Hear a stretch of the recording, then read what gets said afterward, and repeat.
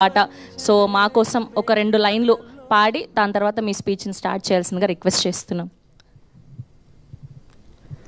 చిరునవ్వులో నీ చిరునవ్వులో చిరాయువై నేనున్నా, కనుపాపలో నీ కనుపాపలో కలై సేద తీరనా, సెలవు కాదిది ఓ స్నేహమా, కొలువు నీ ఎదలో వీడుకోలని అనుకోకుమా, విలీనమే నీలో.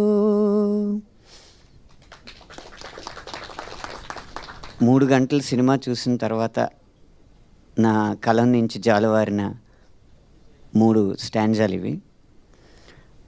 సినిమా నిడివి సరిపోక చివరి చరణం పెట్టలేదు.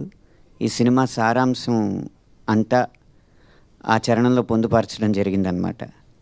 నీ చేరువలో నేను ఉండడమా, నిన్ను సంతోషంగా ఉంచడమా, ఈ రెండిటిలో ఏది ప్రేమ, ఏది నిజమైన ప్రేమ అనే ప్రశ్నకి ప్రకృతి బదులిది. అదే ఆదేశంగా తలచి నడుచుకోలేమా. చివరికి ఎవరైనా నిజం ఒప్పుకోవాల్సిందే. ఆ నిజాన్ని ఎంత హుందాగా అంగీకరించి ఎంత ఉన్నతమైన జీవితం గడపగలిగామనేదే ఈ సినిమా ఇచ్చే ప్రేమ సారం. ఆ సారాంశాన్ని ఇందులో పొందుపరచడం జరిగింది. చాలాసార్లు మిలియన్ల కోసమో అవార్డుల కోసమో పాటలు రాస్తూ ఉంటాం. ఈ సినిమాకి మాత్రం సినిమా కోసమే పాటలు రాసా. నా పాట ఆ సినీకాంత మెడలో మణిపూసలు ఇచ్చిన హారం అవసరం లేదు. ఆ సినిమా వెన్నుపాములో వెన్నుపూసల్లో ఉంటే పాటలు చాలు అనుకున్నాను.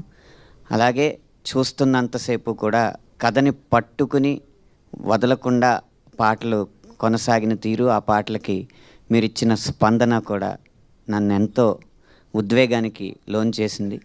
ఎలా అయితే సినిమా పూర్తయిన తర్వాత మీరంతా బరువెక్కిన గుండెలతో చెమ్మబారిన కళ్ళతో తిరిగి ఇళ్ళకి వెళ్ళారో, మీ స్పందనలు చూస్తూ మా బృందం మొత్తం కూడా అదే భావోద్వేగానికి లోనవుతుంది.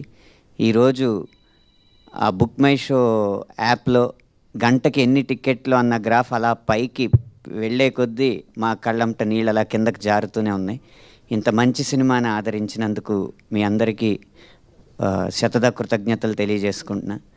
ఈ సినిమా వరకు నాకు వచ్చిన ఒక గొప్ప సంతృప్తి ఏంటంటే, ప్రతి పాటలో కూడా ఒక కొటేషన్ లాగా ఉంచుకోగలిగే లైన్ రాయగలిగామని ఆ సంతృప్తి మిగిలింది. గురుతుందాలో చూస్తే వెనకకి చూసుకుంటూ నీ పైనమల ముందుకైతే సాగలేదు దారి బాగున్నా అని కానీ, లేకపోతే ఈ చిరునవ్వులో పాటలో నీ కుడి ఎడమ నాడుల నడుమ నేనే నిండున్నా, నీ నిశ్వాసని నా ఉచ్ఛ్వాసగా తీసుకుంటున్నా అని కానీ, నమ్మించి చేసావా మోసంలో చాలే ఇక నాతో అనుకున్నావా అన్న లైన్ కానీ, ఇలా ప్రతి పాటలోనూ ఒక లైన్ తీసుకురావచ్చు.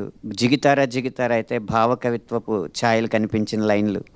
బావిలో ఇదే జీవిలా నేనుండగా పువ్వులా తావిలో ముంచి తేల్చావుగా లాంటి కృష్ణశాస్త్రి గారి ప్రేరణతో రాసిన లైన్స్ ఉన్నాయి. ఈ ఆల్బమ్ నాకు పూర్తిగా ఆకలి తీర్చిందని చెప్పడంలో ఏమాత్రం అతిశయోక్తి లేదు. మరొక్కసారి ఇంత మంచి సినిమాకి మించి ఆదరణ అందిస్తున్న మీకు, ముఖ్యంగా ఎవ్వరి